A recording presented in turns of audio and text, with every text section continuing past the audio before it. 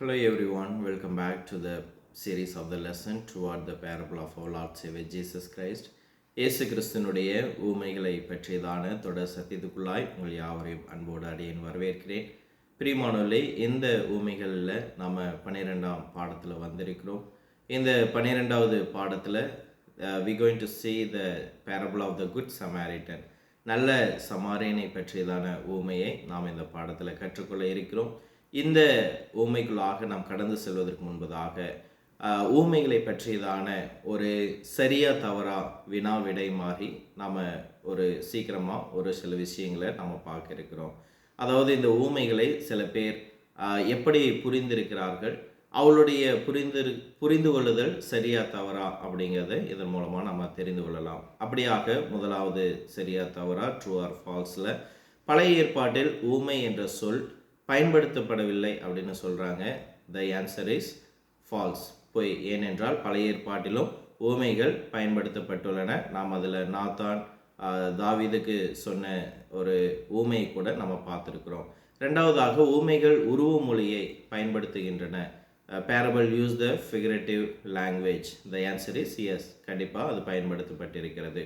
மூன்றாவதாக ஊமைக்கும் கட்டுக்கதைக்கும் எந்த வித்தியாசமும் இல்லை. பேரபிள் அந்த ஃபேபிள், இதுக்கு ரெண்டு வித்தியாசம் இல்லைங்கிறாங்க. த ஆன்சர் இஸ் ஃபால்ஸ், இது ஒரு பொய்யான தகவல். ஏனென்றால் கட்டுக்கதைகளுக்கும் ஊமைகளுக்கும் வெவ்வேறு இலக்கிய வடிவங்கள், வித்தியாசமான இலக்கிய வடிவங்கள் இருக்குது அப்படிங்கிறத நம்ம தெரிந்து கொள்ள வேண்டும். நான்காவதாக ஊமைகள் முதன்மையாக இயேசுவினால் பயன்படுத்தப்பட்டன. த ஆன்சர் இஸ் எஸ், நம்முடைய ஆண்டவராக இயேசு கிறிஸ்து ஊமைகளை தனது போதனையில் மிகச் சிறப்பாக அதிகமாக பயன்படுத்தினார். நம்ம கூட பார்க்கும்போது 30-33% போதனை ஊமைகளால் நிறைந்திருந்தது. ஐந்தாவதாக வேதத்தின் பிற பகுதிகளில் தெளிவாக உறுதிப்படுத்தப்படாத எந்த ஒரு கோட்பாடையும் ஊமையின் மேலோட்டமான குறிப்பிலிருந்து மட்டுமே உருவாக்க முடியாது. த ஆன்சர் இஸ் எஸ், ஒரு ஊமையிலிருந்து மட்டும் ஒரு புதிய உபதேசத்தை நாம் பெற்றுவிட முடியாது. ஊமையோடு மற்ற உபதேச காரியங்கள் மற்ற வசனங்களோடு ஒற்று போக வேண்டும். ஆறாவதாக ஒரு ஊமையின் சூழல் அதன் விளக்கத்திற்கு உதவாதுன்னு சொல்கிறாங்க. த ஆன்சர் இஸ் ஃபால்ஸ். ஏனென்றால் ஆண்டவர் இயேசு கிறிஸ்து ஒவ்வொரு ஊமையை சொல்லும் பொழுது அதற்குண்டான சூழலின் அடிப்படையில் தான் ஒவ்வொரு ஊமைகளையும் அவர் சொல்லியிருக்கிறார். ஆகவே ஒரு ஊமைக்கு ஒரு சூழ்நிலைகள், the context is very important. ஏழாவதாக மார்க்கு புத்தகத்தை விட யோவான் புத்தகத்தில் அதிக ஊமைகள் உள்ளன. The answer is false. லூக்கா புத்தகத்தை விட மத்தேயு புத்தகத்தில் அதிக ஊமைகள் உள்ளன. த ஆன்சர் இஸ் ஃபால்ஸ், கண்டிப்பாக இல்லை. மத்தேயில் அதிகமான ஊமைகள், அதாவது அதிகமான அதிகாரங்கள் இருந்தாலும் லூக்காவை கம்பேர் பண்ணும்போது மத்தேயில் அதிக ஊமைகள் இல்லை. ஒன்பதாவதாக யோவான் புத்தகத்தை விட லூக்கா புத்தகத்தில் அதிக ஊமைகள் உள்ளன. பதில் எஸ்.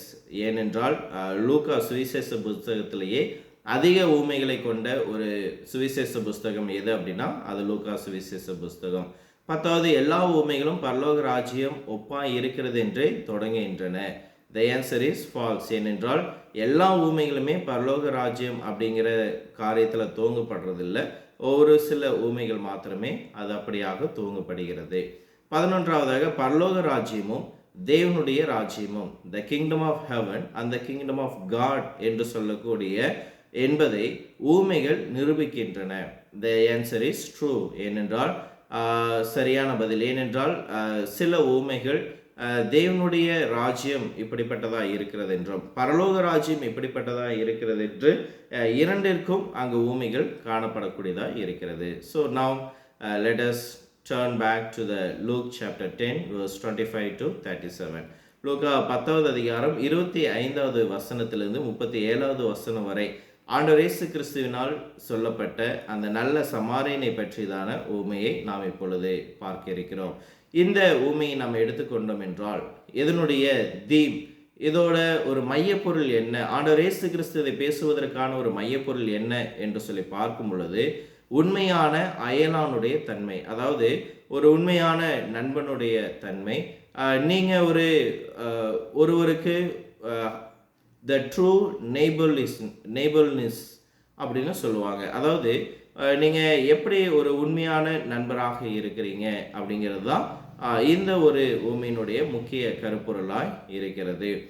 இந்த ஊமையினுடைய ஒரு முக்கிய பாடம் என்ன அப்படின்னு நம்ம கேட்டோம் அப்படின்னா, ஒருவருக்கு உதவி தேவைப்படும் போது அந்த வாய்ப்பை பயன்படுத்தி அவருக்கு உதவுவதே உண்மையான அயலானுடைய பண்பும் என்பதை ஆண்டவர் இயேசு கிறிஸ்து இந்த ஊமையில் இங்கு போதிக்கிறார். அப்போ நாம் ஒரு உண்மையான அயலானாக இருக்கிறோம், உண்மையான நெய்பராக இருக்கிறோம், உண்மையான ஒரு நண்பனாக இருக்கிறோம் அப்படின்னு சொல்லி பார்க்கும் பொழுது, நம்மால் எப்பொழுது பிறருக்கு உதவி செய்ய முடியுதோ, அவர்கள் உதவி தேவைப்படக்கூடிய நேரத்தில் அவர்களுக்கு எப்பொழுது நாம் உதவி செய்கிறோமோ அப்போது நாம் ஒரு நல்ல அயலானாக இருக்கிறோம் அப்படிங்கிறத நம்ம பார்க்குறோம். அப்போது இந்த ஒரு ஊமையை சொல்லும் பொழுது what was the important of the setting, இந்த ஊமையினுடைய சூழல்கள் என்ன, எதனால் ஆண்டவர் இயேசு கிறிஸ்து இந்த நல்ல சமாரியனை பற்றி தான் ஊமையை பேச வந்தார் அப்படின்னு நம்ம பார்க்கும் பொழுது, அந்த லூக்கா சுவிசேஷ புஸ்தகம் 10வது அதிகாரம் 25வது வசனத்தில் நீங்கள் வாசிச்சிங்க அப்படின்னா, அப்பொழுது நியாயஸ்திரி ஒருவன் எழுந்திருந்து அவரை சோதிக்கும்படி, போதகரே நித்திய ஜீவனை சுதந்திரித்துக் கொள்ளும்படிக்கு நான் என்ன செய்ய வேண்டும் என்று கேட்டார். அப்போ இயேசுவிடம் இங்க ஒரு நியாயாஸ்திரி ஒரு கேள்வியை கேட்கிறாரு. எதுக்காக? அவரை சோதிக்கும்படியாக ஒரு கேள்வி கேட்கிறாரு. என்ன கேள்வி அப்படின்னா, அதாவது போதகரை நித்திய ஜீவனை சுதந்திரித்துக் கொள்ளும்படி நான் என்ன செய்ய வேண்டும் என்று கேட்கிறார். அப்போ நாம இங்க பார்க்கக்கூடிய நியாயாஸ்திரி, இந்த ஜட்ஜ் அப்படிங்கிறவரை நம்ம பார்க்குறோம். அப்போ இந்த நியாயஸ்திரி அப்படிங்கிறவர் யார் அப்படின்னா, நீதிமன்றங்களில் போய் வாதிடக்கூடியவர் அல்ல, மாறாக மோசேயினுடைய நியாயப்பிரமாணத்தை கற்று தேர்ந்தவர்களை அன்றைக்கே நியாயஸ்திரிகள் என்று அழைப்பார்கள். அப்போ இந்த மனிதன் மோசேயினுடைய நியாயப்பிரமாணங்களை நன்கு கற்று தேறின ஒரு மனிதன். அப்போ இந்த மனிதனுடைய கேள்வி ஆண்டவர் இயேசு கிறிஸ்துவின் இடத்துல, போதகரை நித்திய ஜீவனை சுதந்திரித்துக் கொள்ள நான் என்ன செய்ய வேண்டும் என்று கேட்டார். பிரியமானவர்களே, இந்த நியாயாஸ்திரியினுடைய ஒரு கேள்வி மிகச் சிறப்பான ஒரு கேள்வி. ஆனால் அவருடைய நோக்கம் ஒரு மிக தவறான ஒரு நோக்கம். The question was perfect and the question was good, but his motivation was wrong. அப்போ இயேசு கிறிஸ்து அவனுடைய இருதயத்தை அவர் அறிந்திருந்தபடியால் ஆண்டவர் இயேசு கிறிஸ்து அவருக்கு ஒரு ஏற்ற ஒரு பதிலை அவர் சொல்லக்கூடியவராய் இருக்கிறார். அப்போ இந்த கேள்வியானது அதற்கான பதிலை தெரிந்து கொள்ளும்படியாக இயேசு கிறிஸ்துவினிடத்தில் கேட்கப்படவில்லை, மாறாக அவரை சோதிக்கும்படியாக இந்த கேள்வி கேட்கப்பட்டது. பிரியமானவர்களே, நம்ம அநேக நேரம் நினைக்கிறோம் மத்தேயு 4வது அதிகாரம் அல்லது லூக்கா 4ஆம் அதிகாரத்தில் தான் ஆண்டவர் இயேசு கிறிஸ்துவானவர் சோதனையை வென்றார், சோதனை அவருக்கு வந்தது அப்படின்னு. ஆனால் இயேசு கிறிஸ்து இந்த இடங்கள் அல்லாமல் அநேக இடங்கள்ல அவருக்கு சோதனைகள் வந்தது. சாத்தான் ஆண்டவர் இயேசு கிறிஸ்துவை சோதித்தான் அப்படின்னு பார்க்குறோம். உதாரணத்துக்கு லூக்கா 4ஆம் அதிகாரம் 13ஆம் அதிகாரத்தை படித்து பார்த்தோம் அப்படின்னா, பிசாசானவன் சோதனை எல்லாம் முடித்த பின்பு சில காலம் அவரை விட்டு விலகி போனான். அப்போ he was live for some time. அப்போ ஒரு குறிப்பிட்ட நேரத்திற்கு ஆண்டவர் இயேசு கிறிஸ்துவை விட்டு அவன் விலகி போனான். அப்போ அவன் மீண்டும் ஆண்டவர் இயேசு கிறிஸ்துவை சோதிப்பான். அவன் போய் மீண்டும் ஆண்டவர் இயேசு கிறிஸ்துவை சோதிக்கூடியவனாய் இருந்தான். ஆகவேதான் வேத வசனம் சொல்லக்கூடியதான் இருக்கிறது. எபிரேயர் 4ஆம் அதிகாரம் 15வது வசனத்துல, நம்முடைய பலவீனங்களை குறித்து பரிதபிக்க கூடாத பிரதான ஆசாரியர் நமக்கு இல்லாமல் எல்லா விதத்திலும் நம்மை போல சோதிக்கப்பட்டு பாவமில்லாத இருக்கிற பிரதான ஆசாரியரே நமக்காக இருக்கிறார். அப்போ இயேசு கிறிஸ்துவானவர் உங்களைப் போல என்னை போல அவர் அநேக முறை அவர் சோதிக்கப்படக்கூடியவராய் அங்கு இருந்தார். சாத்தான் அநேக சோதனைகளை ஆண்டவர் இயேசு கிறிஸ்துவுக்கு கொடுத்தவனாய் இருக்கிறார். ஆகவேதான் இன்றைக்கு நம்முடைய பலவீனங்களை குறித்து பரிதபிக்க கூடாத ஒரு பிரதான ஆசிரியர் அல்ல, மாறாக நம்மை மாறியே சோதிக்கப்பட்டு நமக்காக பரிதபிக்கக்கூடிய, நம்முடைய சூழ்நிலைகளை புரிந்து கொள்ளக்கூடிய ஒரு நல்ல ஆசாரியரா நம்முடைய ஆண்டவர் இயேசு கிறிஸ்து நமக்கு இருக்கிறார்.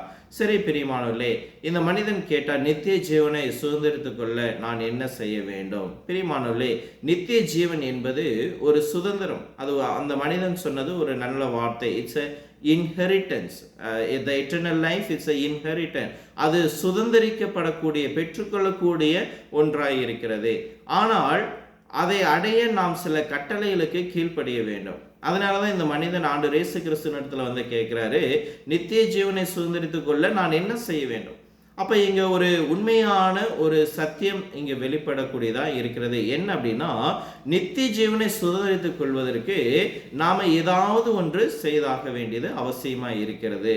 அப்ப இந்த மனிதனுடைய இந்த கேள்வியில இன்றைக்கு உலகம் முழுவதற்கும் ஒரு விடை இருக்குது. என்ன அப்படின்னா, இன்றைக்கு நித்திய ஜீவன் என்பது நமக்கு சுலபமாக இலவசமாக கிடைக்கக்கூடிய ஒன்றல்ல. மாறாக நித்திய ஜீவனை பெறுவதற்கு நாம் ஏதோ ஒரு காரியத்தை செய்ய வேண்டியது அவசியமா இருக்கிறது. த கான்செப்ட் ஆஃப் டூயிங், நாம செய்ய வேண்டியது அவசியமா இருக்கிறது. இதை கூட இயேசு கிறிஸ்து மத்திய 7:21 மிக அழகாக அவர் சொல்லியிருப்பார். பரலோகத்தில் இருக்கிற என் பிதாவின் சித்தத்தின்படி செய்கிறவனே பரலோக ராஜ்யத்தில் பிரவேசிப்பானே அல்லாமல் என்னை நோக்கி கர்த்தாவே கர்த்தாவே என்று சொல்லுகிறவன் அதில் பிரவேசிக்க மாட்டான். அப்ப ஆண்டவர் அங்க ஒரு வார்த்தையை டாட் பண்றாரு. என்ன பண்றாருங்க? என் பிதாவின் சித்தத்தின்படி செய்கிறவன் எவனோ. அப்போ ரட்சிப்பு என்பது வெறும் வார்த்தையினால் கிடைக்கக்கூடியதல்ல. ஆனால் ரட்சிப்பு என்பது நாம் ஒரு காரியத்தை செய்வதன் மூலமாக கிடைப்பது. கர்த்தாவே கர்த்தாவேன்னு சொல்றதுனால வரப்போறது இல்லை. நான் கர்த்தருக்காக அதை பண்ண இதை பண்றதுன்னு நம்ம சொன்னதுனால கிடைக்கிறது இல்லை. பிரியமானவர்களே, கர்த்தர் சொன்ன காரியத்தை நீங்கள் செய்யும் பொழுது கிடைக்கப்படுவதுதான் நித்திய ஜீவனாய் இருக்கிறது. உதாரணத்துக்கு ஒரு முறை ஒரு சகோதரியை ஒரு ஊழியர் சந்திச்சிருக்கிறார் தென் கொல்ல நாள்ல. அப்போ அங்க ஒரு சகோதரிக்கு போதித்து கொண்டிருக்கும் பொழுது தேவனுடைய பிள்ளையாவதற்கு நாம கீழ்ப்படிய வேண்டும், ரட்சிக்கப்பட வேண்டும், மனம் திரும்ப வேண்டும், அப்போ இதெல்லாம் செய்யணும் இதெல்லாம் செய்யணும் போன்ற போதனைகள் அந்த பெண்மணிக்கு கொடுக்கப்படும் பொழுது அந்த பெண்மணி கொஞ்சம் அந்த ஊழியர்கார பார்த்து சொன்னாங்க, நீங்க கொஞ்சம் அமைதியா இருங்க, நீங்க செய் டூ அப்படிங்கிற வார்த்தையை அடிக்கடி நீங்க குறிப்பிடுறீங்க.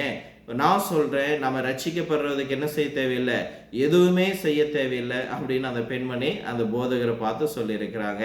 பிரியமானவர்களே, ஒருவேளை அந்த பெண்மணி சொன்னது போல ரட்சிக்கப்படுவதற்கு நாம ஒண்ணுமே செய்ய தேவையில்லை அப்படின்னா, மத்தேயு 7:21 ஆண்டவர் இயேசு கிறிஸ்துவானவர் பரலோகத்தில் இருக்கிற என் பிதாவின் சித்தத்தின்படி செய்கிறவனே அப்படிங்கிற வார்த்தையை அவர் என்ன செய்ய தேவையில்லைங்க, அங்கு உபயோகப்படுத்த தேவையில்லை. அப்ப ஆண்டவர் நீங்க செய்யணும், you have to do, ஆங்கிலத்தில் சொல்லும் பொழுது whoever does the will of my father in heaven. அப்போ செய் என்ற வார்த்தையை நாம என்ன செய்யணுங்க, நம்ம பயன்படுத்தணும். மற்றவங்களுக்கு பிடிக்குதோ பிடிக்கலையோ, அதை ஏற்றுக்கொள்கிறார்களோ ஏற்றுக்கொள்ளலையோ, ஆண்டவர் பரிசுத்த ஆவியினால் நமக்கு கொடுக்கப்பட்ட வார்த்தை, நீங்க ரட்சிக்கப்பட வேண்டும் என்றால் இதை செய்ய வேண்டும் என்கிற வார்த்தை நமக்கு கொடுக்கப்படுகிறது. அன்றைக்கு பெந்தோஸ்தே நாளில் அன்றைக்கு கூடியிருந்த யூதர்கள் பேதுருவை பார்த்து நாங்கள் என்ன செய்ய வேண்டும் என்று கேட்கப்படும் பொழுது, நீங்க ஒண்ணுமே செய்யாதீங்க, கர்த்தரை விசுவாசிங்க அப்படின்னு பேதுரு சொல்ல கிடையாது. மாறாக நீங்கள் ஒவ்வொருவரும் மனம் திரும்பி பாவ மன்னிப்புக்கென்று ஞானஸ்நானம் பெறுங்கள் என்று சொன்னார். அப்போ நித்திய ஜீவனை பெறுவதற்கு நாம் ஏதோ ஒரு காரியத்தை செய்ய வேண்டியது மிக அவசியமா இருக்கிறது. பிரியமானவர்களே, இன்றைக்கு அநேகருடைய ஒரு தவறான எண்ணம் என்னவா இருக்குது அப்படின்னு சொல்லி பார்க்கும் பொழுது, நாம் நம்முடைய சொந்த கிரியைகளினால் பரலோகத்தை சம்பாதிக்க முடியும் அப்படிங்கிற ஒரு மெத்தன போக்கில் இன்றைக்கு மனிதர்கள் வாழ்ந்து கொண்டிருக்கிறார்கள். நான் அதிகமாக காணிக்கை கொடுத்தா பரலோகம் போகலாம், நான் அதிகமாக சபைக்காக செய்தால் பரலோகத்துக்கு போகலாம், நான் வீட்டிலேயே இருந்து ஆண்டவரை தேடினா பரலோகத்துக்கு போகலாம் என்று தங்களுடைய வழியில எப்படியாகிலும் பரலோகத்தில் பெற்றுக்கொள்ளலாம் அப்படிங்கிற ஒரு மெத்தன போக்கு இன்றைக்கு அநேகர் இடத்துல இருக்குது. ஆனா ஆண்டவர் சொல்லியிருக்கிறார், அவருடைய வார்த்தைகளின்படி, ஆண்டவருடைய சித்தத்தின்படி, அவருடைய கட்டளையின்படி யார் வாழ்கிறார்களோ, அதை கடைபிடிக்கிறார்களோ அவர்கள் மாத்திரமே பரலோக ராஜ்யத்தை பெற்றுக்கொள்ளக்கூடியலாம் இருக்கிறார்கள். அப்போ இந்த நித்திய ஜீவன் இதை சுதந்திரித்துக் கொள்வது என்பது விசுவாசத்தின் மூலமே நமக்கு கிடைக்கக்கூடிய ஒரு பாக்கியமா இருக்கிறது. அப்போ இந்த நித்திய ஜீவனை அந்த மனிதன் கேட்கும் பொழுது, இதைய பெற்றுக்கொள்வதற்கு நான் என்ன செய்யணும் அப்படிங்கும்போது, வேதாமத்தில் பார்க்கும் பொழுது நியாயப்பிரமாணத்தின் கிரியையினால் ஒரு மனிதன் என்ன செய்ய முடியாதுங்க, நித்திய ஜீவனை பெற முடியாது. அந்த மனிதன் மோசேயினுடைய நியாயப்பிரமாணத்தை நன்கு கற்று தெரிந்தனாய் இருந்தான். அப்போ நியாயப்பிரமாணத்தின் மூலம் ஒரு மனிதனுக்கு என்ன கிடைக்காதுங்க? நித்திய ஜீவன் கிடைக்காது. இதற்கு 2 வசனங்கள் இருக்குது. கலாத்தியர் 3:18 சொல்லும் பொழுது, அன்றியும் சுதந்திரமானது நியாயப்பிரமாணத்தினாலே உண்டானால் அது வாக்குத்தத்தத்தினால் உண்டாயிராது, தேவன் அதை ஆபிரகாமுக்கு வாக்குத்தத்தத்தினாலே அருள செய்தாரே. அப்போ இந்த சுதந்திரம் வாக்குத்தத்தத்தினால யாருக்கு கிடைக்கப்பட்டதுங்க? ஆபிரகாமுக்கு கிடைக்கப்பட்டது. அப்போ சுதந்திரமானது நியாயப்பிரமாணத்தினால என்ன செய்யப்படலைங்க? அது கண்டிப்பா உண்டாகாது. ரோமர் 4:14 சொல்லும் பொழுது, நியாயப்பிரமாணத்தை சார்ந்தவர்கள் சுதந்திரவாளிகளானால் விசுவாசம் வீணாய் போகுமே, வாக்குத்தத்தமும் அவமாகுமே. அப்போ நியாயப்பிரமாணத்தினால இந்த நித்திய ஜீவன் கிடைக்கிறது, சுதந்திரம் வருது அப்படின்னா, அப்போ விசுவாசம் வீணாய் போகுமே அப்படின்னு வேத வசனம் என்ன செய்யுதுங்க? நமக்கு மிக தெளிவாக அங்கு போதிக்கக்கூடியதாக இருக்கிறது. ஆகவே நித்திய ஜீவன் என்பது இயேசு கிறிஸ்து சிலுவையில் செய்த தியாகத்தின் மூலம், புதிய ஏற்பாட்டின் போதனைகளுக்கு நாம் காட்டும் கீழ்ப்படிதன் மூலமே நமக்கு கிடைக்கக்கூடியதாய் இருக்கிறது. சரி, இரண்டாவதாக இந்த இடத்துல முக்கிய குறிப்பாக 26வது வசனம், அதற்கு அவர், நியாயப்பிரமாணத்தில் என்ன எழுதியிருக்கிறது, நீ வாசிக்கிறது என்ன என்றார். அந்த நியாயஸ்திரியினுடைய கேள்விக்கு ஆண்டவர் இயேசு கிறிஸ்துவானவர் திரும்ப அவரிடத்துல ஒரு கேள்வியை கேட்கிறாரு. என்ன கேள்வியை கேட்கிறார் அப்படின்னா, நீ நியாயப்பிரமாணத்தை வாசிச்சிருக்கிறீல்லவா, அப்ப நீ சொல்லு, நியாயப்பிரமாணத்துல என்ன சொல்லி இருக்குது அப்படின்னு. பிரியமானவர்களே, நித்திய ஜீவனை சுதந்திரிப்பது என்பது வேதத்தில் என்ன எழுதியிருக்கிறது என்பதோடு தொடர்புடையது என்பதை நீங்கள் ஒருபோதும் என்ன செய்யாதீர்கள்? மறந்து விடாதீர்கள். அப்ப ஆண்டவர் இயேசு கிறிஸ்துவானவர் இந்த கேள்விக்கான பதிலை அவருடைய சிந்தனையிலிருந்து வராமல், இந்த கேள்விக்கு எங்க பதில் இருக்குது? நியாயப்பிரமாணத்துல இருக்குது, ஆண்டுடைய வேதத்துல இருக்குது, அதை நீ படிச்சிருக்கிறீல்லவா, அதுல இருந்து சொல்லு அப்படின்னு என்ன செய்யறாருங்க? சொல்லுகிறார். பிரியமானவர்களே, அதனாலதான் ஆண்டவர் சொல்றாரு, நமக்கான அநேக கேள்விகளுக்கான பதில் எதுலயே இருக்குதுங்க? அங்கு வேதத்துல இருக்குது. இன்னைக்கு இந்த நியாயஸ்திரி வாழ்ந்த காலங்களில் இயேசு கிறிஸ்து இருந்தாரு. நியாயஸ்திரி இயேசு கிறிஸ்து இடத்துல நேரடியா கேட்டாரு. இன்னைக்கு நம்ம இயேசு கிறிஸ்து இல்லை, நம்மளால கேட்க முடியாதுன்னு நினைக்காதீங்க. இன்றைக்கு நமக்கும் ஆவிக்குரிய வாழ்க்கையில் ஒரு சரியான பதில் வரணும் அப்படின்னா நாம போக வேண்டிய இடம் வேதமாக இருக்குது. அதனாலதான் ஆண்டவர் சொன்னார், சத்தியத்தை அறியுங்கள், அறிவீர்கள், சத்தியம் உங்களை விடுதலையாக்கும் அப்படின்னு சொன்னாரு.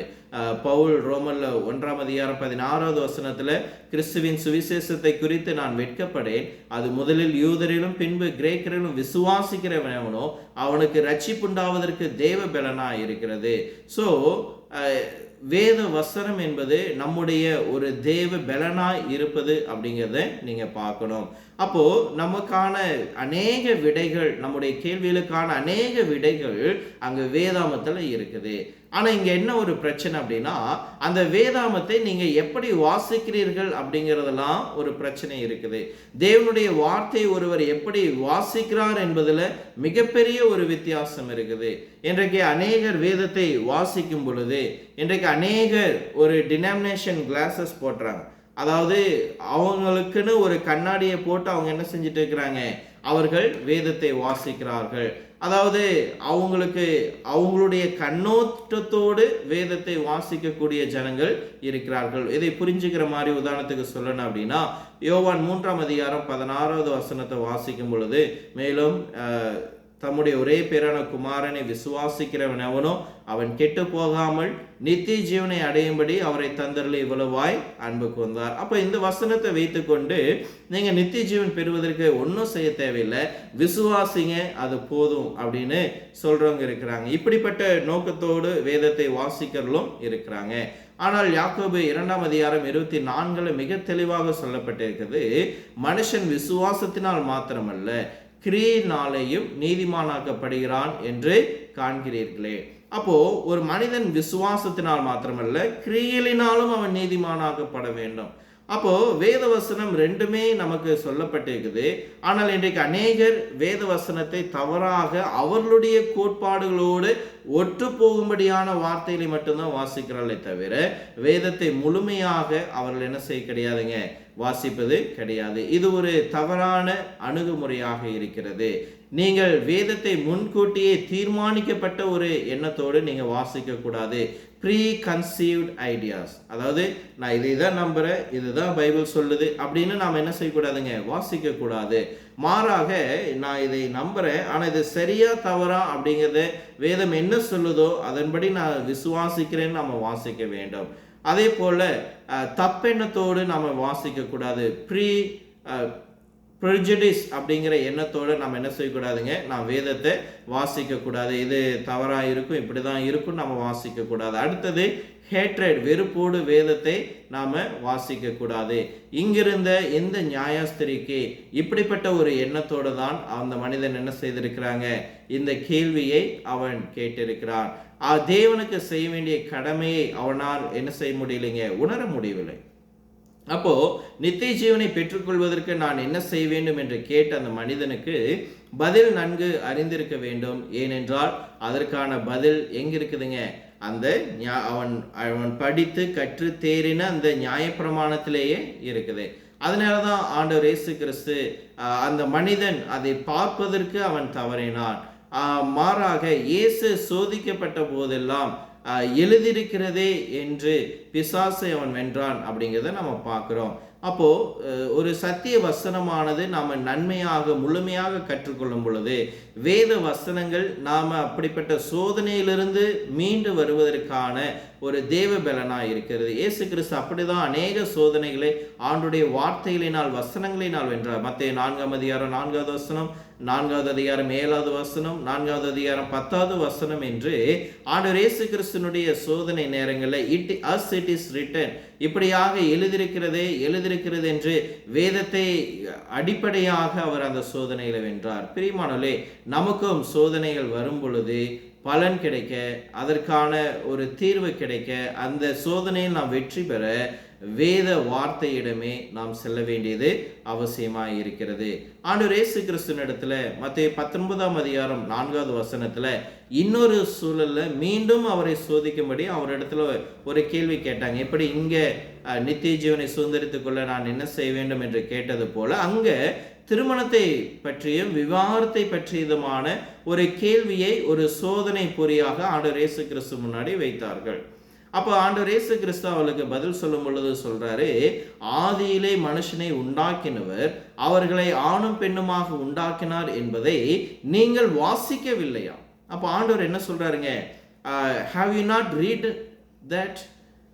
அப்போ நீங்க இதை வாசிக்கவில்லையா அப்படின்னா இதற்கான பதில் ஆல்ரெடி எங்க இருக்குது, அங்கே நியாயப்பிரமாணத்துல கொடுக்கப்பட்டிருக்குது, நீங்க ஏன் அதை வாசிக்கலையா அப்படின்னு அங்கே ஆண்டவர் இயேசு கிறிஸ்து கேட்கக்கூடியவராக இருக்கிறார். அதில் கீழே சொல்லுவார், இது நிமித்தம் கணவன் என்ன செய்யணுங்க, ஆணும் பெண்ணும் தன் தகப்பனையும் தாயும் விட்டு பிரிந்து இருவரும் இணைந்து இருக்க வேண்டும் அப்படிங்கிறத சொல்றாரு. சரி, ஆண்டவர் இயேசு கிறிஸ்து இந்த திருமணம் விவாகரத்துக்கு உண்டான ஒரு கேள்வியில் அவர் சொன்ன இந்த பதிலானது ஆதியில தேவன் திருமணத்தை எப்படி வடிவமைத்தாரோ அதுவே என்னுடைய கருத்து அப்படின்னு ஆண்டவர் இயேசு கிறிஸ்து சொல்றாரு. அப்போ நாமும் வேதாமத்தின் கருத்தை நமது கருத்தாக கொண்டால் மட்டுமே கிறிஸ்துவுக்குள் நாம் ஒன்றாக இணைய முடியும். ஆண்டவர் இயேசு கிறிஸ்து பாருங்க, என்னுடைய ஆதியில ஆண்டவர் இதை சொல்லி இருக்கிறாரு, ஆனா என்னுடைய கருத்து இது அப்படின்னு ஒரு வித்தியாசப்பட்ட கருத்தை வைக்க கிடையாது.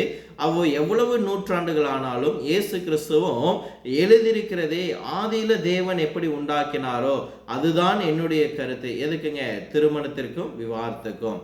அப்ப பிரியமானவர்களே, நம்முடைய வாழ்க்கையில கூட நாமும் வேதத்தின் கருத்தை நமது கருத்தாக நாம ஒப்பிட்டு பார்க்க வேண்டும். இன்றைக்கு அநேக செய்யக்கூடிய தவறு அதுதான். வேதத்தினுடைய கருத்தை அவர்களுடைய கருத்தை வேதத்தோடு என்ன செய்ய மாட்டேங்கிறாங்க, ஒப்பிட்டு பார்க்க மாட்டேங்கிறாங்க. என்னுடைய கருத்துகள் வேதாமத்தோடு ஒப்பிட்டு போகுதா, வேதாமத்தினுடைய வசனங்கள் அதற்கு அதிகாரங்கள் கொடுக்கிறதா அப்படிங்கிறத நம்ம சோதித்து பார்க்க வேண்டியது அவசியமாக இருக்கிறது. பிரியமானவர்களே, நம்முடைய வாழ்க்கையில அநேக நேரம் இயேசு கிறிஸ்து பாருங்க சோதனையில அவர் என்ன செய்தாருங்க, வசனத்தை சொன்னார். தான் கேட்கப்பட்ட கேள்வியிலும் வசனத்தை தான் மேற்கோளிட்டு அவர் காட்டினார். அப்போ ஆண்டவருடைய வார்த்தை ஒரு வல்லமை இருக்குது. ரோமர் 1ஆம் அதிகாரம் 14 பவுல் சொன்னது போல அது ரட்சிக்கப்படுவதற்கு தேவ பலனா இருக்குது அப்படிங்கிறத பார்க்கிறோம்.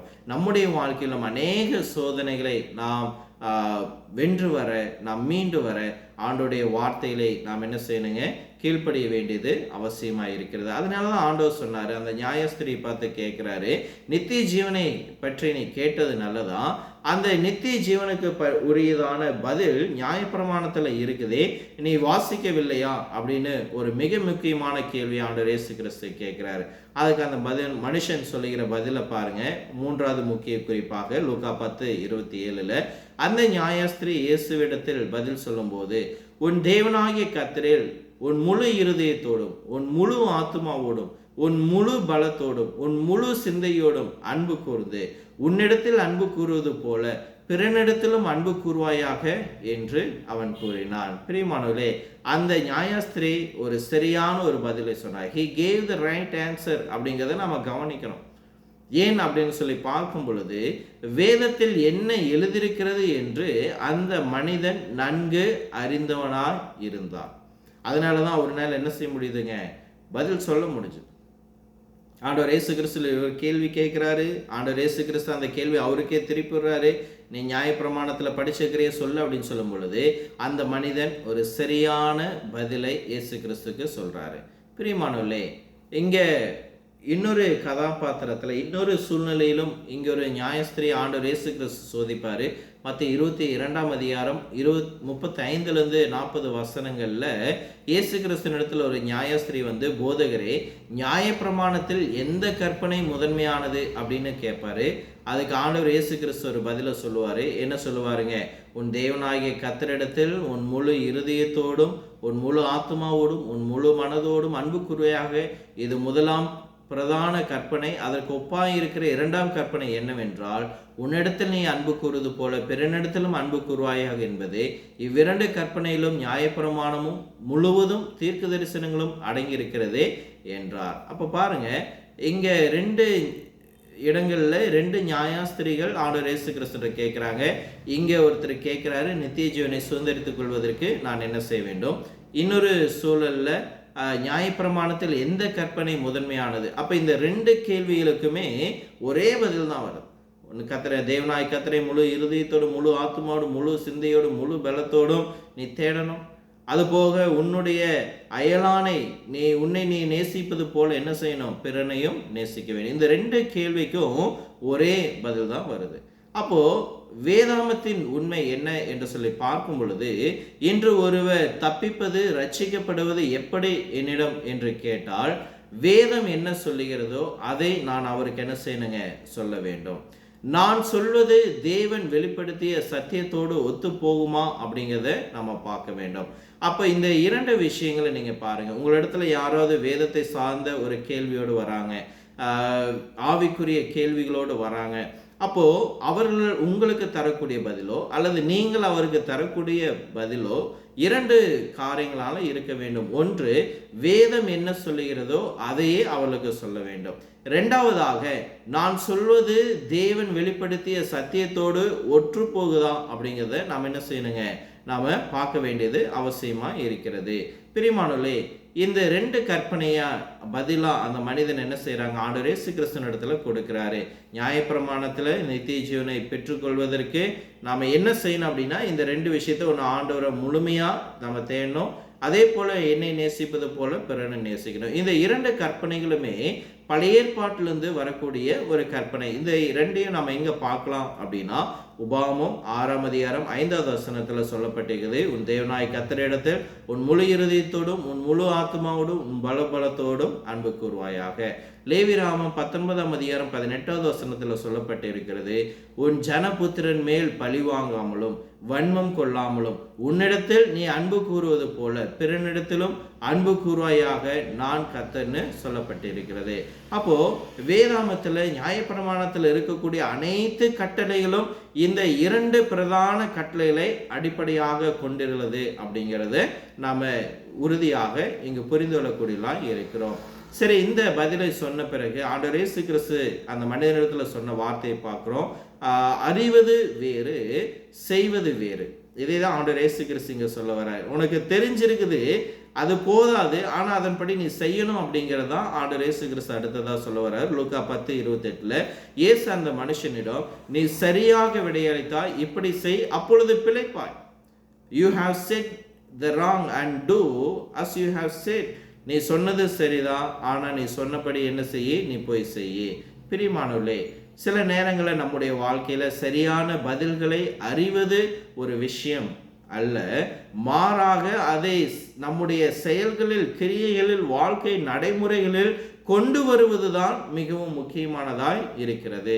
இன்றைக்கு அநேகர் தேவன் எதை விரும்புகிறார் என்பதை அறிந்திருக்கிறார்கள், ஆனால் அதை செய்வதற்கு அவர்கள் என்ன செய்கிறார்கள், மறுக்கிறார்கள்.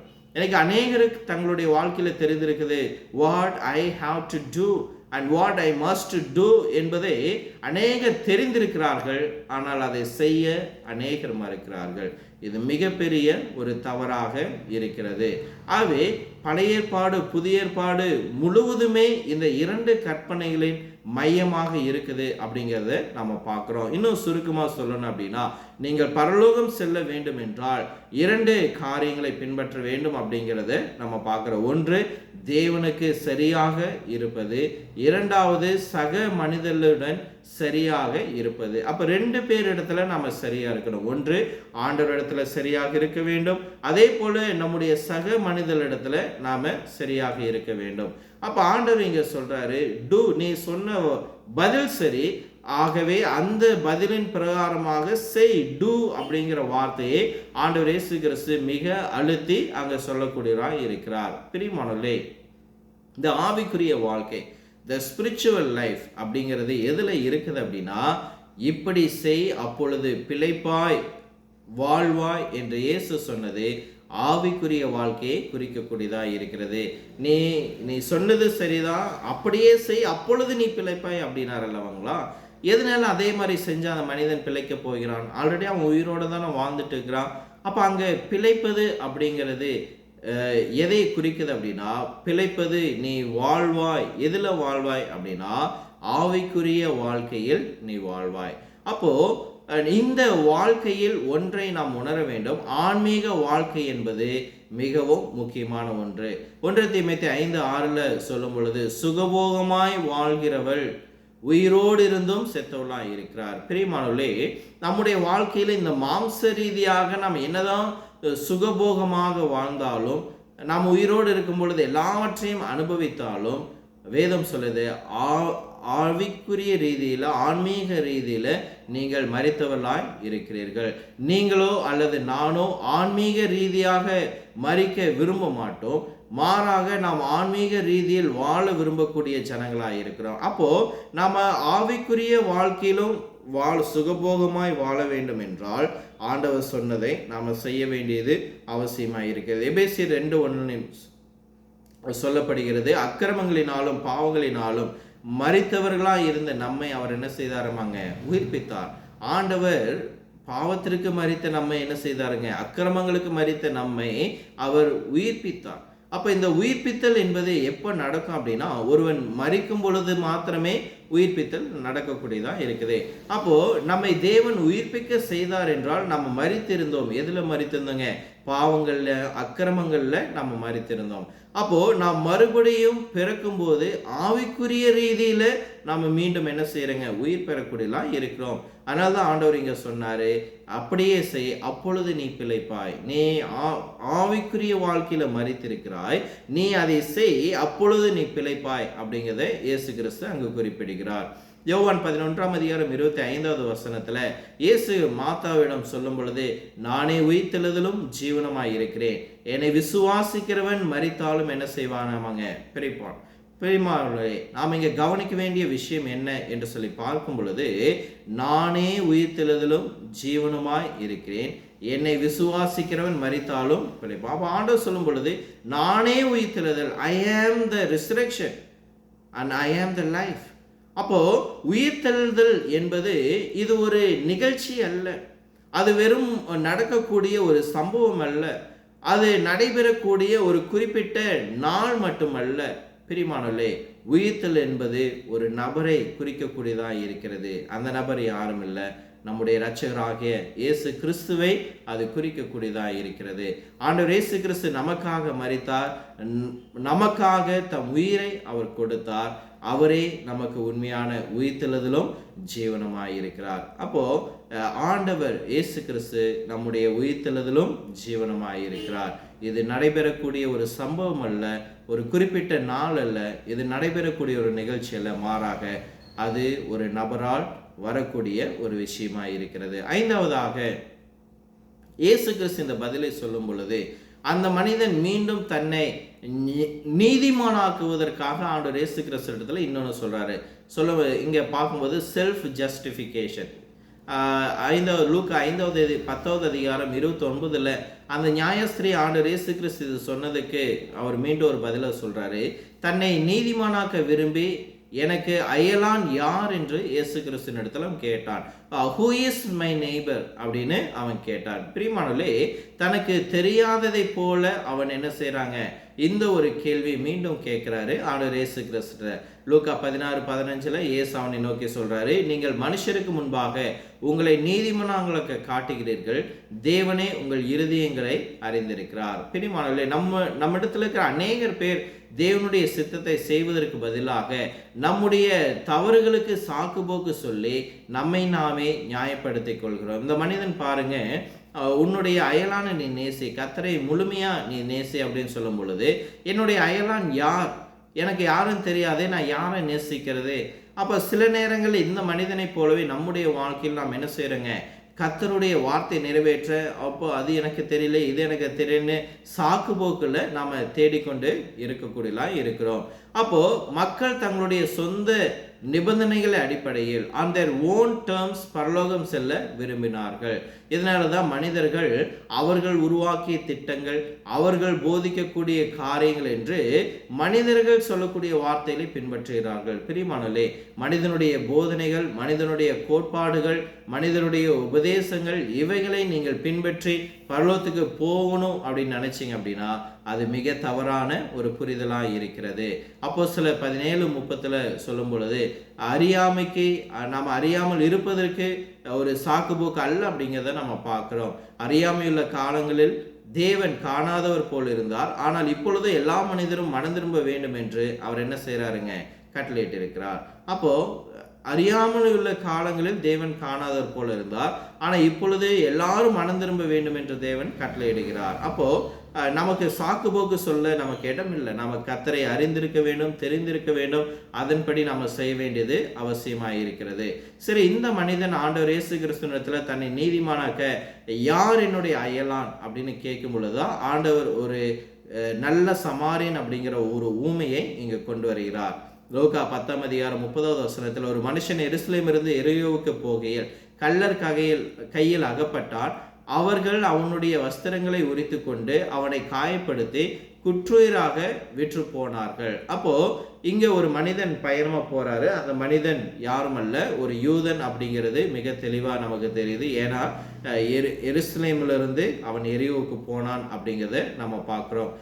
இங்க ஒரு புவியியல் ரீதியாக ஒரு விஷயமும் தெளிவாகிறது. என்ன அப்படின்னா, எருசலேமிலிருந்து இறங்கி போனான் அப்படின்னு சொல்லும் பொழுது, எருசலேமை நம்ம வேதத்துல பார்க்கும்போது அது ஒரு மேடான பகுதி, மலையின் மீது இருக்கக்கூடிய ஒரு பட்டணம். அப்போ வேதம் பாருங்க, கட்டுக்கதை அல்ல, அங்கு துல்லியமாக அங்க ஜியோகிராபிக்கல் புவியியலை சார்ந்த காரியங்களும் மிக தெளிவாக அது பேசக்கூடியதா இருக்கிறது.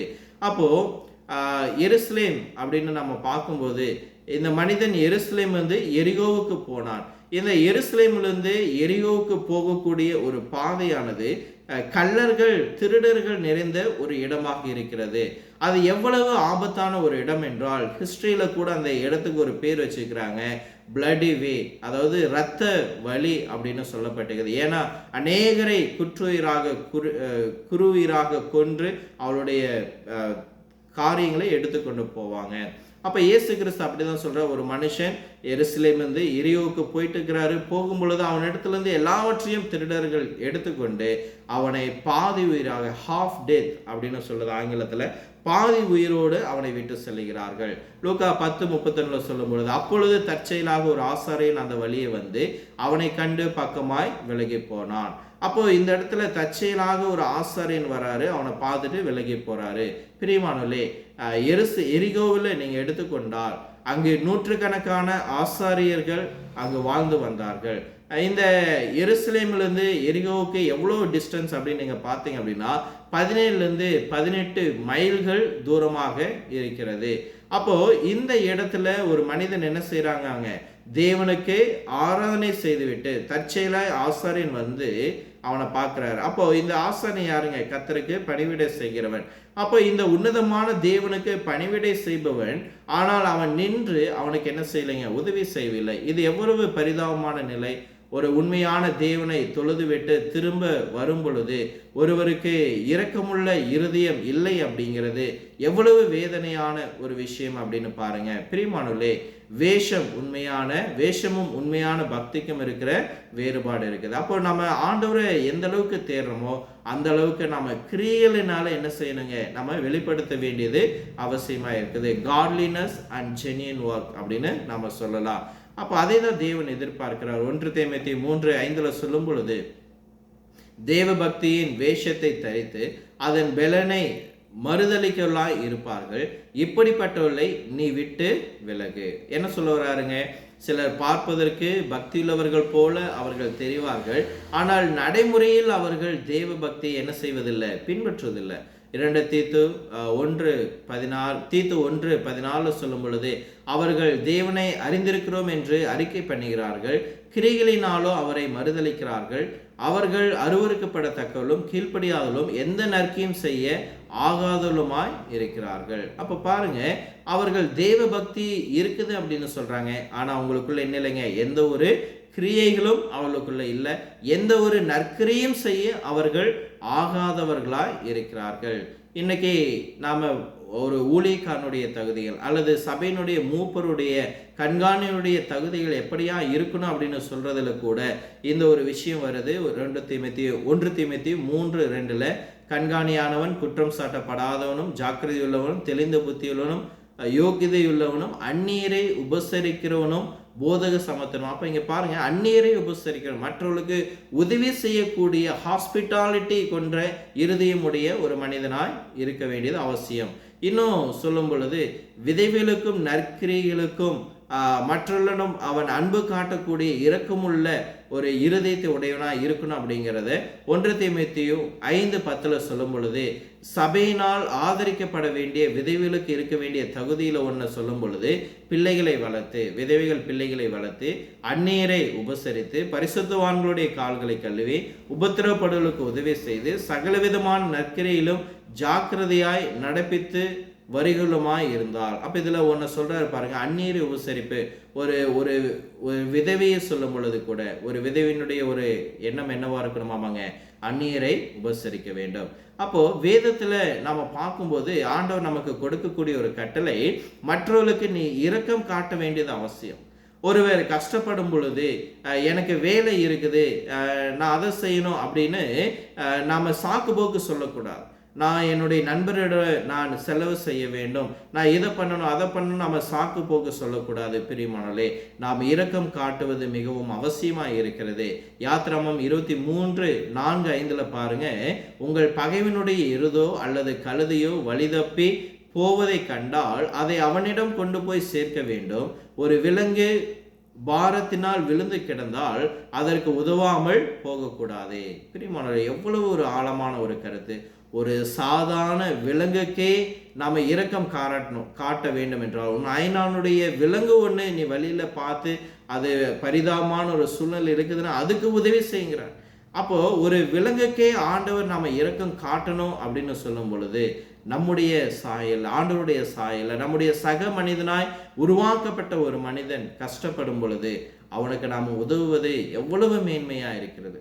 அப்போ தேவன் நம்மிடத்தில் எதிர்பார்ப்பது சடங்குகள் அல்ல, உண்மையான இரக்கத்தை அவர் எதிர்பார்க்கிறாரு. அடுத்தது இயேசு கிறிஸ்து சொல்றாரு பாருங்க, ஒரு லேவியன் வரதை சொல்றாரு லூக்கா 10:32. அந்தபடியே ஒரு லேவியனும் அந்த இடத்திற்கு வந்து அவனை கண்டு பக்கமாய் விலகி போனான். அப்ப இங்க பாருங்க, முன்னாடி ஆசாரியன் வந்தார், இப்ப லேவி. இந்த 2 பேரும் யார் அப்படின்னா, பல நேரங்கள்ல இந்த 2 பேரும் யார் அப்படின்னா, தேவனுடைய ஆலயத்துல என்ன செய்யறவங்க, ஆண்டவருக்கு பணிவிடை செய்கிறவர்கள். அப்போ இவர்களுடைய ஒரு எக்ஸாம்பிள் என்ன இல்லைங்க, ஒரு சரியான எக்ஸாம்பிளா இல்லை. இன்றைக்கும் கூட பல நேரங்களில் சபையில் உள்ள தலைவர்கள் எதை செய்ய விடாமல் மற்றவர்களுக்கும் அப்படி என்ன செய்யறாங்க, பின்தொடர். அதாவது ஒரு போதகர், ஒரு தலைவர் அதை செய்யலைன்னா இவங்களை என்ன செய்ய மாட்டாங்க. எனக்கு அவங்களுடைய லீடர் ஒரு விஷயத்தை செய்யலை அப்படின்னா அதை பார்த்துட்டு அதற்கு கீழே இருக்கிற சர்வெண்ட், அவளுடைய சேவர்கள் அதை செய்ய மாட்டாங்க. அதே மாதிரி தான் ஆசாரியன் செய்யாததை பார்த்து இந்த லேவியனும் என்ன செய்கிறாங்க, வந்து குனிந்து பார்த்து அவன் அப்படியே இருக்கிறத பார்த்துட்டு எந்த உதவியும் செய்யாமல் அவங்க திரும்பி போகிறாங்க. இந்த 2 மத தலைவர்களும் உதவ முன்வராத நிலையில் ஒரு சமாரியன் இந்த இடத்துல என்ன செய்கிறாருங்க, அந்த மனிதனுக்கு உதவுறார். அதை நாம் அடுத்ததில் பார்க்குறோம். லூக்கா 10:33. பின்பு சமாரியன் ஒருவன் பிரயாணமாய் வருகையில் அவனை கண்டு மனதுருகி. அப்போ இங்கே சமாரியனை பற்றி நம்ம படிக்கிறோம். யார் இந்த சமாரியன்? இந்த சமாரியனுக்கு ஒரு ஒரு பேக்ரவுண்ட் இருக்குது. யார் அப்படின்னு சொல்லி பார்க்கும் பொழுது, இவளை பற்றி நீங்கள் நன்கு அறிந்து கொள்ள வேண்டும் என்றால் 1 ராஜாக்கள் 17வது வசனத்தை வாசித்து நீங்கள் கற்றுக்கொள்ளலாம். இன்னும் சொல்லணும் அப்படின்னா, யூதர்கள் சமாரியர்களை மிகவும் வெறுத்தார்கள் மற்றும் இழிவாக அவர்கள் நடத்தி வந்தார்கள். உதாரணத்துக்கு இயேசு கிறிஸ்து ஒரு நீரூற்றன்றையில் யோவான் 4:9 வசனத்தில் ஒரு சமாரிய பெண்ணிடம் எனக்கு தாகத்துக்கு தண்ணி தான் அப்படின்னு சொல்லும் பொழுது அந்த பெண்மணி சொன்னாங்க, நீங்கள் யூதனாக இருக்க சமாரிய ஸ்திரீயாகி என்னிடத்துல நீங்கள் குடிக்க எப்படி தண்ணி கேட்கலாம் அப்படின்னு சொன்னாங்க. ஏன் அப்படின்னா அந்த பெண்மணி தெரிந்திருக்குது, யூதருக்கும் சமாரியருக்கும் என்ன இல்லைங்க, சம்பந்தம் இல்லை. யோவான் 8:48 யூதர்கள் இயேசு கிறிஸ்துவை அவமானப்படுத்தும் போது இந்த வார்த்தையை உபயோகப்படுத்துறாங்க. என்னங்க, உன்னை ஒரு சமாரியன் என்றும் பிசாசு பிடித்தன் என்றும் நாங்கள் சொல்லுகிறது சரிதானே? அப்போ ஒரு மனிதனை சமாரியன் என்று அழைப்பது கூட ஒரு மிக இழிவான ஒரு விஷயம். அவைதான் ஆண்டவரை இழிவுபடுத்துவதற்காக அவரை சமாரியன் அப்படின்னு அவங்க சொல்லியிருக்கிறாங்க. பிரியமானவர்களே, அப்படிப்பட்ட ஒரு சமாரிய மனிதன் தான் இங்கே காயமடைந்து உதவியை எதிர்பார்த்து கொண்டிருக்கிறான். அப்போ மன்னிக்கவும், இங்கே ஒரு யூதன் மரித்து அடிபட்டு அங்கே ஒரு உதவியை எதிர்பார்த்து கொண்டிருக்கும் பொழுது ஒரு சமாரியன் தான் இங்கே வந்து என்ன செய்கிறாங்க, உதவி செய்கிறான். அந்த லேவியன் செய்யல, ஆசாரி செய்யல, மாறாக இந்த சமாரியன் தான் உதவி செய்கிறான். பிரியமானவர்களே, இந்த யூதர்கள் சமாரியர்களை மிக மோசமாக இழிவாக அவர்கள் நடத்தி வந்தார்கள். அவர்கள் அப்படி இழிவாக நடத்தி வந்த இந்த சமாரியன் அந்த அடிபட்டு கிடந்த அந்த யூதனை பார்த்து, நான் உனக்காக ஏன் செய்யணும், என்னையெல்லாம் உங்களுக்கு பிடிக்காது, என்னையெல்லாம் ஒதுக்கி வைத்திருக்கிறீர்களே என்று அவன் சாக்கு போக்கு சொல்ல கிடையாது. என்ன நீங்கள் ஒரு நாய் போல நடத்தினீர்களே, நான் ஏன் உதவ வேண்டும், நீங்கள் என்னுடைய இனத்தான் அல்ல என்று ஏதோ ஒரு காரணத்தை சொல்லியிருக்கலாம். ஆனால் அவன் சாக்கு போக்குகளை தேடாமல் அந்த அடிப்பட்ட யூதனுக்கு உதவி செய்ய அவன் முன் வந்தான். அப்போ பாருங்க, இந்த ஒரு மனிதனுக்குள்ளாக ஒரு இரக்க குணம் உள்ளது. நம்முடைய இயேசு கிறிஸ்துக்குள்ளாக இருந்த அதே இரக்க குணம் மத்தேயு 20:34 சொல்லும் பொழுது, இயேசு மனதுருகி அவர்கள் கண்களை தொட்டார் என்று நாம் பார்க்கிறோம். அப்ப நம்முடைய ஆண்டவராக இயேசு கிறிஸ்து ஒரு இரக்க குணமுடையவராக இருக்கிறார். இந்த சமாரியனும் இரக்க குணத்தோடு அந்த மனிதனுக்கு உதவி செய்தார். இந்த சமாரியல்ல நம்ம தெரிந்து கொள்ள வேண்டிய இன்னொரு விஷயம் என்னென்று சொல்லி பார்க்கும் பொழுது, இந்த சமாரியர்கள் நன்றியுணர்வு இருக்கக்கூடியவர்கள். லூக்கா 17:11-19 வரை 10 குஷ்டரோகிகள் குணமான ஒரு கதை நமக்கு தெரியும். அதுல 9 பேர் வர கிடையாது, ஒருவன் மாத்திரம் திரும்ப வந்தான். அந்த திரும்ப வந்த ஒருவன் யார் அப்படின்னு சொல்லி பார்க்கும் பொழுது அவன் ஒரு சமாரியன். அப்போ இங்கே இந்த சமாரியன் நன்றியுள்ள ஒரு ஜனங்களாக இருக்கிறார்கள். அப்போ இங்கே ஆண்டவர் சொல்றாரு லூக்கா 10:34, அவன் அருகே போய் அவனுடைய காயங்களில் எண்ணெயும் திராட்சரசமும் வார்த்து அவைகளை கட்டி அவனை தன் வாகனத்தின் மேல் ஏற்றி சத்திரத்துக்கு கொண்டு போய் அவனை என்ன செய்தான், பராமரித்தான். உதவி செய்ததோடு மாத்திரமல்லாமல் அவனை எடுத்துட்டு போறான். காயமடைந்த மனிதனை என்ன செய்கிறாங்க, அவன் ஆரோக்கியத்தை மீட்டெடுக்க தன்னுடைய சொந்த பொருட்களை அவன் பயன்படுத்தினான். அந்த காலத்தில் திராட்சை ரசங்கள், எண்ணெய் அப்படிங்கிறது ஒரு சிறந்த மருத்துவ பொருளாக அங்கே பயன்படுத்தப்பட்டது. அப்போ அந்த மனிதனை தன்னுடைய சொந்த மிருகத்தின் மீது, கழுதின் மீது ஏற்றுக்கொண்டு அவனை ஒரு சத்திரத்துக்கு என்ன செய்கிறாங்க, கொண்டு போய் அவனை உதவி செய்கிறான். பிரியமானவர்களே, இந்த மனிதனுடைய செயலை பாருங்க. there is a cost of Christianity. நாம் கிறிஸ்துவலாம் இருப்பதற்கு ஒரு விலை கொடுக்க வேண்டும். கிறிஸ்தவ கொள்கையை பின்பற்றுவதற்கு உங்களுக்கும் எனக்கும் சில தியாகங்கள் தேவைப்படக்கூடியதாக இருக்கிறது. ஒரு நல்ல அயலானாய் இருப்பதற்கு, நம்மை சுற்றியுள்ளவருடைய தேவைகளை கவனிப்பதற்கு நாம் கடமைப்பட்டுள்ளாய் நாம் இருக்கிறோம். பிரியமானவர்களே, அப்போ மற்றவர்களுக்கு உதவி செய்வதற்கு நமக்கு நம்முடைய நேரங்கள் தேவை, நம்முடைய பொருட்கள் தேவை, நம்முடைய உழைப்புகள் தேவை, நம்முடைய செல்வாக்குகள் தேவை. இதை அனைத்தும் அந்த மனிதனுக்கு தருவதற்கு அவன் தயங்க கிடையாது. 1 யோவான் 3:17 நமக்கெல்லாம் ஒரு எச்சரிக்கை கொடுக்கப்பட்டிருக்குது. ஒருவன் இவ்வுலக ஆஸ்தி உடையவனாய் இருந்தும் தன் சகோனுக்கு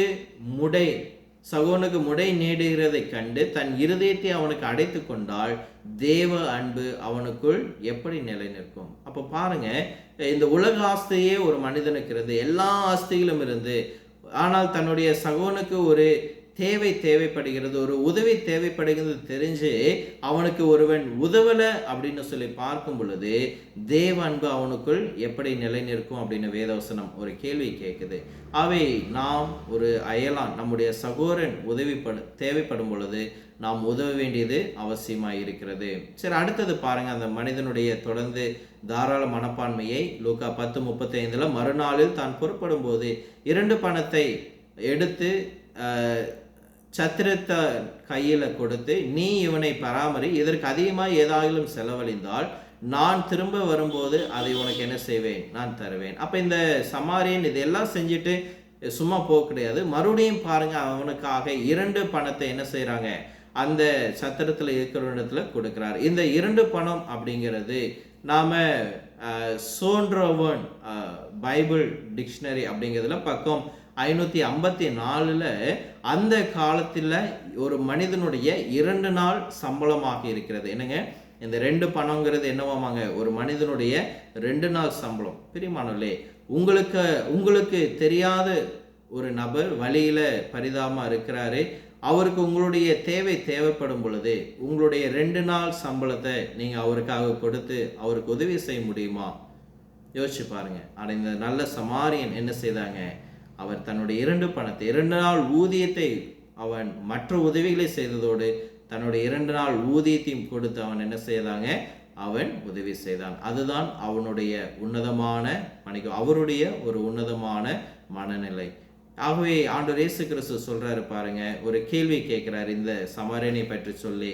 அந்த நியாயஸ்திரியை பார்த்து கேட்கிறார். லூக்கா 10:36 இப்படி இருக்க கள்ளர் கையில் அகப்பட்டவனுக்கு இந்த 3 பேரில் எவன் அயலான் என்று உனக்கு தோன்றுகிறது அப்படின்னு கேட்டார். யார் இதில் அயலான் அப்படின்னு கேட்கும் பொழுது அந்த நியாயஸ்திரி சொல்கிறாரு, ஆரம்பத்தில் தெரியலினாரு, ஆனால் இப்போ அதற்கான பதில் ஆண்டவர் என்ன செய்கிறாருங்க, மிக தெளிவாக இந்த ஓமையின் மூலமாக சொல்லிட்டாரு. அந்த 3 பேர் யாருங்க, ஆசாரியனா, லேவியனா, சமாரியனா அப்படின்னு கேட்கும் பொழுது அவன் சொல்கிற பதில் சொல்லுங்க.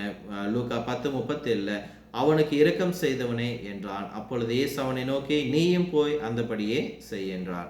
அப்போ இங்கே பாருங்க, அந்த நியாயஸ்தனுடைய பதிலில் ஒரு காரியத்தை நம்ம கவனிக்கணும்.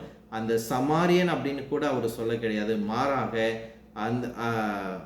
அவன் என்ன சொல்றாருங்க, அவனுக்கு இரக்கம் செய்தவனே அப்படின்னு சொல்றார். அப்போ இந்த சூழ்நிலையில கூட அந்த சமானுடைய பெயரை பயன்படுத்த அந்த யூதன் என்ன செய்யலைங்க, விரும்ப கிடையாது. அப்போ அந்த இனத்தின் மேல் அவனுக்கு அந்த அளவுக்கு என்ன இருந்ததுங்க, வெறுப்பு இருந்தது. அவருடைய பெயரை கூட சொல்லாமல் இரக்கம் செய்தவனே அப்படின்னு மறைமுகமாக அவனை என்ன செய்யறாங்க, சுற்றி காட்டுகிறான். சரி, ஆண்டவர் இயேசு கிறிஸ்து சொல்றாரு, நீ சொன்னது சரிதான், நீயும் போய் அந்தபடியே செய். நீ இதை தெரிஞ்சிட்ட, இதை உனக்கு தெரிஞ்சிச்சு, அதோடு நிற்காதே. உனக்கு இப்போ தெரிஞ்சிச்சல்லவா, நீ என்ன நித்திய ஜீவனை சுதந்திரித்துக் கொள்ள நீ என்ன செய்யணும்னு தெரிஞ்சிருச்சு, உன்னுடைய அயலான் யாருன்னு தெரிஞ்சிச்சு, நீ போய் அப்படியே செய் அப்படின்னு சொல்றாரு. இன்னைக்கு நாமும் வெறும் தெரிந்து கொள்வதோடு நின்று விடாமல் நாம் தெரிந்து கொண்டதை அப்படியே நாம் செய்ய வேண்டியது அவசியமாக இருக்கிறது. சரி பெரியமானவர்களே, இந்த நல்ல சமானுடைய பாடத்திலிருந்து நாம் கற்றுக்கொள்ளக்கூடிய சில விஷயங்களை பார்த்து இந்த பாடத்தை நாம் நிறைவு செய்வோம். முதலாவது பாடம், வேத ஆய்வுக்கு சரியான நோக்கம் அவசியம். அப்ப இந்த நியாயாஸ்திரி வேதத்தை என்ன செஞ்சிருக்காங்க, அவர் ஆராய்வதில் சரியான நோக்கத்தை அவருக்கு இல்லாமல் இருந்தது. நாம் இன்றைக்கு வேதத்தை ஆராய்வதற்கு சரியான நோக்கம் தேவை. இரண்டாவது, ஆராதனை நாம் வாழ்வை மாற்ற வேண்டும். நாம் ஆண்டவரை தொழுது கொள்கிறோம் என்று, அவர் மேல் அன்பு வைத்திருக்கிறோம் என்று சொல்லிவிட்டு அங்கேயிருந்து வெளியே வந்தும் காயப்பட்டு கிடந்த ஒருவருக்கு உதவ மறுத்தால் அந்த ஆராதனையில எந்த பயனும் இல்லை. அப்ப நாம் ஆராதனையோடு நம்முடைய வாழ்க்கை என்ன செய்யணுங்க, ஒத்து போக வேண்டியது அவசியமாக இருக்கிறது. வேத அறிவு நமக்கு சரியானது எது என்று மட்டுமே காட்டக்கூடியதாக இருக்கிறது. அப்ப எது சரி எது தவறு என்று அறிவுபூர்வமாக தெரிந்து கொள்வது மட்டும் போதாது, மாறாக அதை செயல்பாட்டில் பிராக்டிஸ்ல கொண்டு வர வேண்டியது அவசியமாக இருக்கிறது. நான்காவது, உண்மையான அன்பு என்பது நற்செய்களை செய்வதே வெறும் பேச்சல்ல. அப்ப இந்த ஆசாரியன், லேவியன் இவங்கெல்லாம் தேவனையும் சக மனிதர்களையும் நேசிப்பவர்களாய் பேசியிருக்கலாம், ஆனால் அவர்கள் அதை தங்களுடைய வாழ்க்கையில பின்பற்றப்படவில்லை. ஐந்தாவதாக, கிறிஸ்தவர்கள் எல்லா மனிதர்களுக்கும் நன்மை செய்ய வேண்டும். இந்த சமாரியன் அடிபட்டு கிடந்த ஒரு யூதனாக இருந்த போதும் எந்த பாகுபாடும் பாராமல் அவருக்கு உதவி செய்தார். அவ்வாறே நாமும் பாகுபாடின்றி அனைவருக்கும் உதவி செய்ய வேண்டும். ஆறாவதாக, தேவைப்படும் நேரத்தில் நமக்கு உதவி செய்வரே உண்மையான அயலான். அப்ப வெறும் வார்த்தையினால் அல்ல, பேச்சினால் அல்ல, செயல்களினால் நாம் உண்மையுள்ள ஒரு நண்பர், அயலான் அப்படிங்கிறத நம்முடைய நெய்பர்ஸ்க்கு நம்ம காட்டணும். ஏழாவதாக, தப்பெண்ணங்கள் நம்மை நன்மை செய்வதை தடுக்க கூடாது. இனம், மதம் அல்லது மொழி என்ற தப்பெண்ணங்களை கடந்து நாம் உதவி செய்ய நாம் முன் வர வேண்டும். எட்டாவதாக, சத்தியத்தை அறிந்திருப்பது மட்டும் போதாது, அதன்படி நடக்க வேண்டும். இந்த ஊமையில பல அற்புதமான உண்மைகளை நாம் பார்த்திருக்கிறோம். ஆண்டவர் சொன்னாரு, நீ போய் அந்தபடியே செய் என்று ஆண்டவர் அவனுக்கு கொடுத்த கட்டளை தான் இன்றைக்கு உங்களுக்கும் எனக்கும் கொடுத்திருக்கிறார். இன்றைக்கு நீங்களும் நானும் நித்திய ஜீவனை பெற்றுக்கொள்வதற்கு நாம் என்ன செய்யணும் தெரிஞ்சிருக்கிறோம். நம்முடைய அயலான் யார் அப்படிங்கிறத தெரிஞ்சிருக்கிறோம். நாம தெரிந்ததை அப்படியே போய் செய்வோம். கர்த்தர் தாமே நம்ம ஒவ்வொருவரையும் ஆசீர்வதிப்பாராக. நன்றி.